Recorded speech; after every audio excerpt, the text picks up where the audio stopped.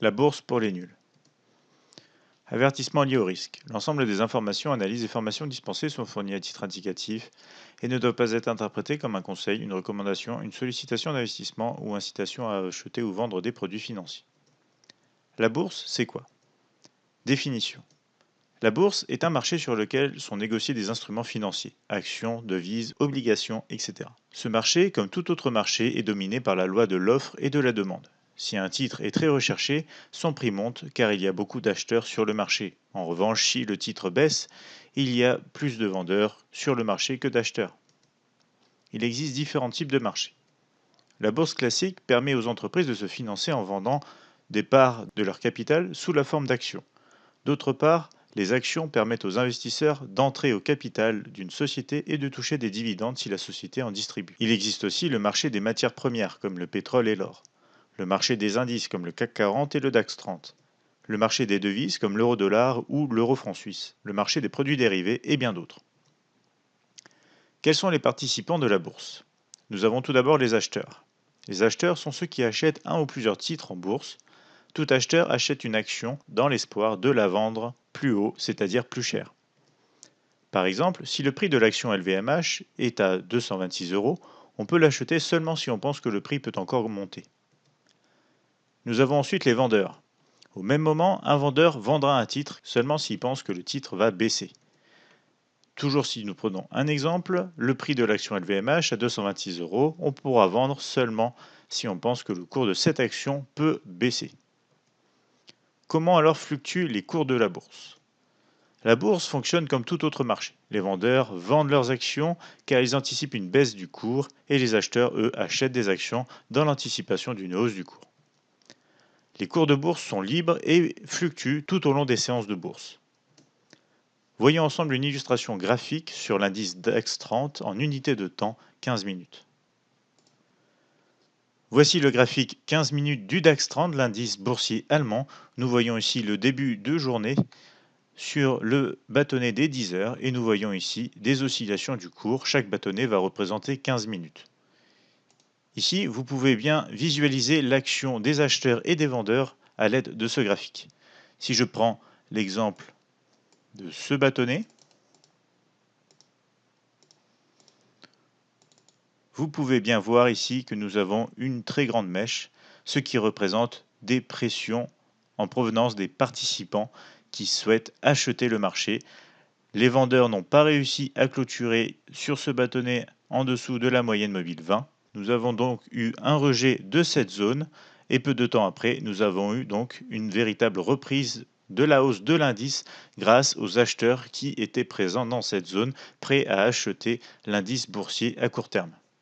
D'où vient alors l'argent qu'on gagne en bourse? Le fonctionnement du marché suit la règle suivante. Pour qu'un participant acheteur gagne de l'argent, un ou plusieurs autres participants vendeurs doivent en perdre et vice-versa. Prenons un exemple. Le participant qui achète une action LVMH au prix de 226 euros aujourd'hui et voit le cours monter à 230 euros va potentiellement gagner 4 euros s'il sort de cette position à ce moment-là. En revanche, le participant qui va vendre l'action LVMH à 226 euros ne va pas pouvoir bénéficier de cette hausse du cours et engendrera une perte potentielle de 4 euros. Prenons un exemple inverse. Si on achète l'action LVMH au prix de 226 euros et que le cours chute à 220 euros, l'acheteur aura réalisé une perte potentielle de 6 euros, tandis que le vendeur, lui, réalisera un gain potentiel de 6 euros. Attention, pour faire de la vente à découvert sur les actions, il faut investir sur un produit dérivé de cette action. D'ailleurs, si on regarde les CFD, la possibilité de faire de la vente à découvert est une des raisons principales du développement de ce type de marché. Alors comment gagner de l'argent en bourse? Il faut savoir que la bourse est un marché risqué. Vous pouvez gagner de l'argent comme vous pouvez en perdre. Il n'y a pas de méthode miracle. Seule la pratique ainsi qu'un bon apprentissage vous permettront de mettre toutes les chances de votre côté. Alors comment bien démarrer? Admiral Markets vous propose plusieurs formations complètes et gratuites ainsi que des outils de trading. Vous avez accès à la formation de Trader 0 à Trader Pro, un cours de 21 jours pour vous apprendre à trader les CFD en passant de la théorie à la pratique. Vous aurez aussi accès à la formation Forex 101, un cours de 9 leçons en ligne réalisé par des professionnels avec obtention d'un certificat de trading à l'issue de ces leçons. Vous aurez notamment accès à Trader 007, un pack complet d'outils d'analyse, de gestion du risque et d'assistance au trading réalisé par les équipes d'Admiral Markets. Ensuite, comment bien pratiquer? Admiral Markets vous propose l'accès à un compte de démonstration gratuit et limité, vous donnant accès à des conditions de marché réelles afin de vous exercer dans de vraies conditions avec de l'argent fictif et ce sans frais. Comment choisir un bon broker? Le broker doit être régulé. Le broker doit proposer une plateforme de trading avec laquelle vous êtes à l'aise et qui correspond à vos besoins. Une des plateformes les plus répandues se trouve être MetaTrader 4. Le broker doit avoir des spreads les plus bas possibles et la meilleure exécution d'ordre. Le broker doit proposer différents types de comptes. Il doit être possible notamment de choisir un effet de levier convenable par rapport à votre aversion au risque. Le broker doit aussi proposer plusieurs types de marchés afin de diversifier votre trading. Enfin, le service client doit être en français, ce qui facilite la communication entre vous et votre broker.